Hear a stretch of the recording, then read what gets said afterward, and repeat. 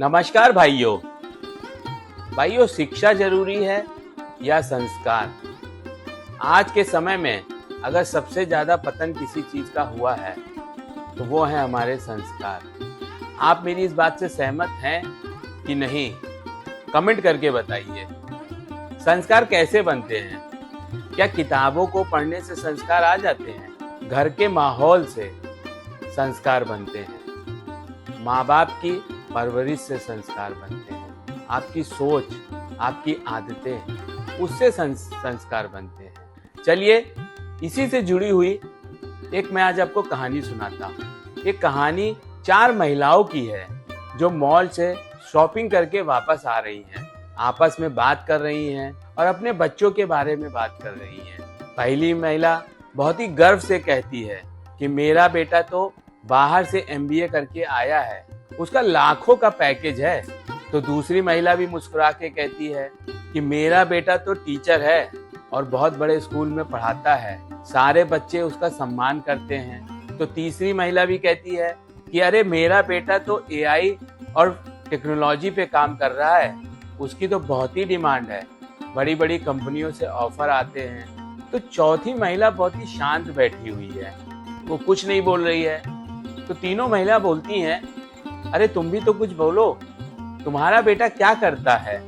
तो वो महिला बोलती है कि मेरा बेटा ईमानदारी से छोटी सी नौकरी करता है, लेकिन बहुत संस्कारी है।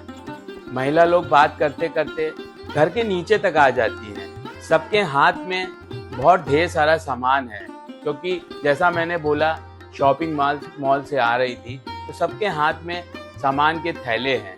उतने में बड़ी वाली महिला का बेटा कार से उतरता है और अपनी मम्मी से बोलता है हाय मॉम, आप कैसी हैं? और फोन पे बात करते करते चला जाता है।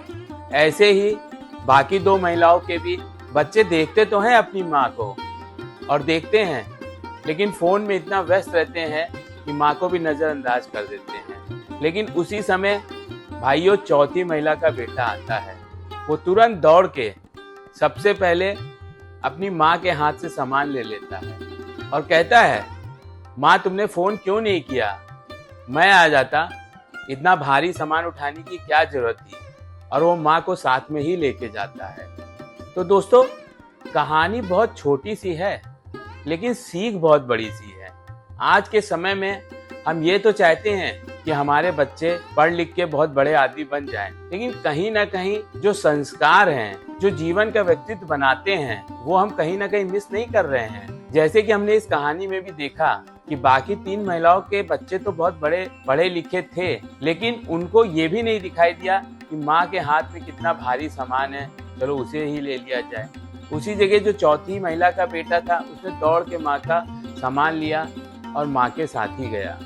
भाइयों डिग्री, पैसा और पद जरूरी हैं, लेकिन आपको नहीं लगता है कि व्यवहार जिंदगी की असली पहचान है? ये संस्कार कैसे बनते हैं? संस्कार का मतलब तो हमने समझ लिया कि संस्कार क्या होते हैं, लेकिन अगर मैं आपसे पूछूं ये संस्कार कैसे बनेंगे? संस्कार आपके घर के माहौल से बनते हैं। बच्चे किसको देखते हैं? बच्चे सबसे ज्यादा अपने माता पिता से सीखते हैं। आप आपस में कैसे बात करते हैं? आप बुजुर्गों से कैसे बात करते हैं?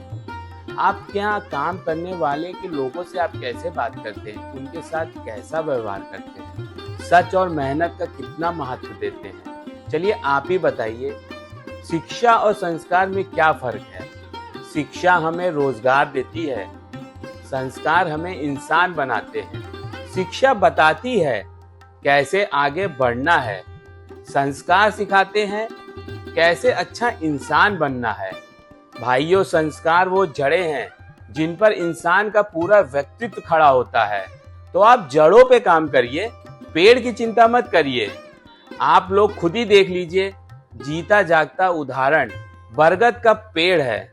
आप उसकी जड़ों पे ध्यान दीजिए, उसकी जड़ें कितनी गहरी होती हैं, कितनी मजबूत होती हैं। अगर अपने बच्चों को भी शक्तिशाली बनाना है तो शिक्षा के साथ संस्कारों पे भी ध्यान दीजिए। मनुष्य की असली पहचान उपलब्धियों से नहीं, उसके संस्कारों से होती है। मजबूत संस्कार जीवन की हर आंधी में इंसान को स्थिर रखते हैं।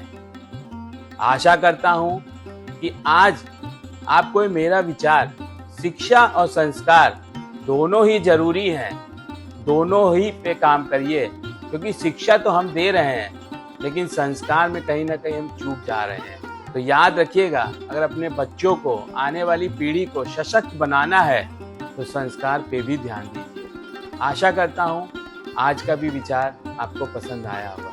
धन्यवाद दोस्तों।